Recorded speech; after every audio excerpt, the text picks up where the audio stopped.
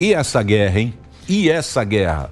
Bom, obrigado pelo convite, né? Nós, professores de Relações Internacionais, somos como os epidemiologistas no ano passado, né? Estamos em todos os lugares. Isso. E a gente está aqui para... Epidemia, guerra, né? Olha...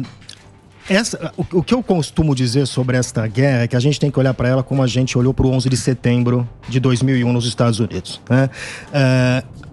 O mundo já mudou, independente do que aconteça com a Ucrânia. Mesma coisa que você fala assim, bom, então os aviões destruíram as torres gêmeas, vamos reconstruir as torres e voltar ao que era antes. Não volta ao que era antes, né?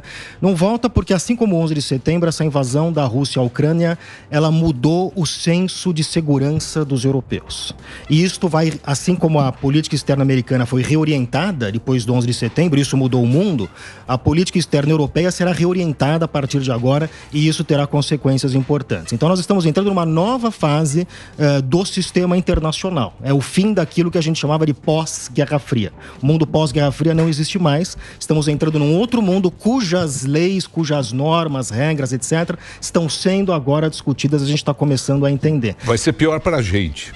Olha, é sempre uma oportunidade, né? Esses tempos de crise, de mudança, depende como o Brasil vai escolher se inserir, depende como é que vai ser a configuração desse sistema, né? E como o Brasil, que é uma potência média, que é um país que não tem tanto interesse direto no que acontece lá, vai se inserir nesse contexto, que vão surgir certamente oportunidades. Se o Brasil estiver atento e souber captar essas oportunidades, é bom para o Brasil. Então, mas, por exemplo, numa guerra, para você se dar bem, você não tem que estar do lado certo? Por exemplo, em 45, o Brasil ficou do lado... O Brasil flertou com o nazismo, tal, na época do nosso presidente ditador, ele deu uma flertada, mas ele acabou indo para o lado certo. Tanto é que o Brasil se democratizou graças a isso também, porque a gente foi para o lado americano, que foi o lado certo. O Brasil foi o único país da América do Sul que mandou um batalhão, mandou soldado lá para se livrar do nazismo. A gente estava do lado certo. Tanto é que depois ele deixou de ser ditador e a gente o Brasil contribuiu muito para o Brasil estar do lado certo. Você não acha que esse é o problema numa guerra? Que lado você fica? Ó que pergunta bonita, gostei. Bonita. Não, gostei. Qual que é o lado da moeda? Besta não, pouco foi bonito. besta. Foi meio besta. Foi fundada. Foi bem feita. Foi uma pergunta fundada. Não, Qual é o lado certo, né? Então, em relações internacionais, a gente sabe que existem lados certos de acordo com a visão que você enxerga. Você tem o Irã acha que o lado certo é um, o Brasil acha que o lado certo é outro. Então, mas na Segunda Guerra nós ficamos do lado certo. O lado certo é quem ganha, né? Quem ganha a guerra o lado vitorioso é quem ganha. Mas assim, no fim das contas, a gente tem aqui interesses nacionais. Não é só... Concordo com o professor em relação ao mundo mudou. E eu adiciono a isso também a questão energética. O mundo vai mudar. Se existia uma pressa para energias renováveis, carros elétricos e uma tentativa de ficar menos dependente do petróleo, isso vai ser mais rápido agora. Mais rápido a não dependência do gás e mais rápido a não dependência do petróleo. Você vê que a Arábia Saudita não atendeu o Biden, os Emirados Árabes não atenderam o Biden, Estados Unidos foi visitar a Venezuela para tentar aumentar a produção de petróleo. Então as coisas estão se reorganizando, né? Você vai ter uma corrida para tentar não ter mais dependência energética, para que esses países ditatoriais, eu estava escutando um podcast no New York Times falando exatamente isso, países ditatoriais que têm fontes energéticas e acabam tendo o Ocidente, que são as democracias, como reféns. Então você tem uma limitação do que você pode fazer, quanto você pode punir o outro, porque você acaba se ferindo.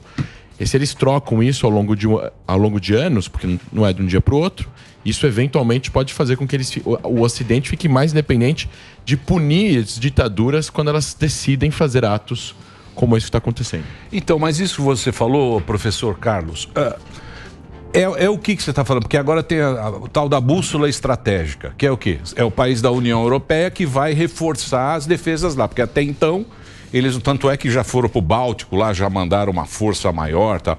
É meio uma... Como é que vai ser isso? Nós vamos viver meio um período meio Guerra Fria?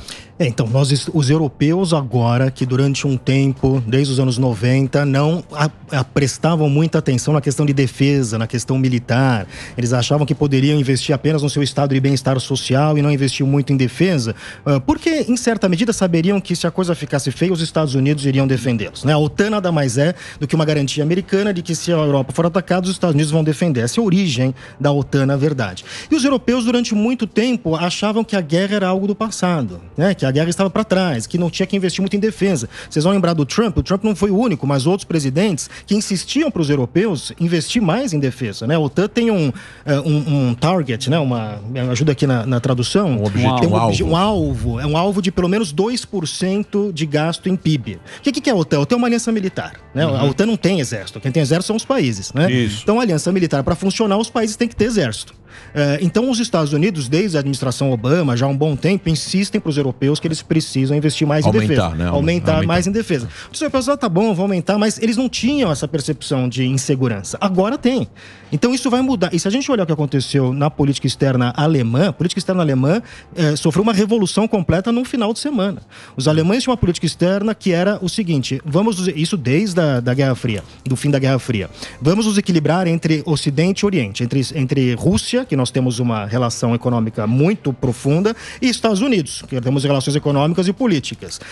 A posição da Alemanha, por conta da questão do nazismo, etc., sempre foi uma posição pacifista, né? Vamos evitar o fardo do passado, etc. Então a Alemanha não investe em questões militares, não exporta armas, e o investimento em defesa é um investimento relativamente baixo. Isso tudo mudou em um final de semana, né? A Alemanha vai começar a investir mais em defesa. Não, a Alemanha vai ser indústria bélica da Europa. Então, isso é uma mudança significativa. É louco, né? E tem repercussões bastante importantes.